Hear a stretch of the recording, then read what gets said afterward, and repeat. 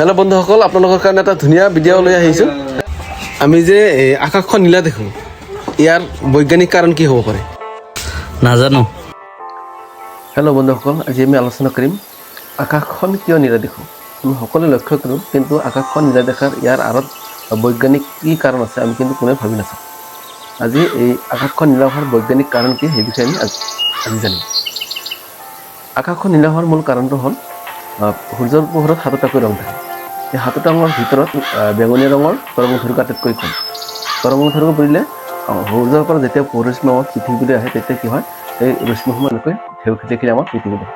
এই ঢেউবোৰ কি হয়, বেঙুনীয়া ৰঙৰ তৰংগদৈৰ্ঘ্য আটাইতকৈ কম, তাৰমানে ঢেউবোৰ আটাইতকৈ সৰু আৰু ৰঙা ৰঙৰ তৰংগদৈৰ্ঘ্য আটাইতকৈ বেছি, তাৰমানে ঢেউবোৰ আটাইতকৈ ডাঙৰ বা দীঘল।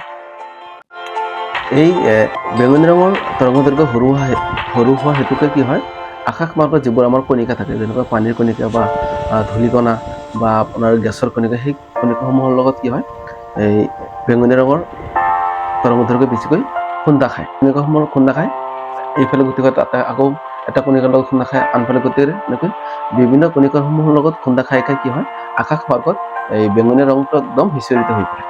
দ্বিতীয় পোহৰসমূহৰ ভিতৰত নীলা ৰঙৰ পোহৰটো আমাৰ চকুৱে সহজে ধৰিব পাৰে, যাৰ কাৰণে কি হয়, আমি আকাশখন ইয়াৰ ইমান দূৰৰ পৰা নীলা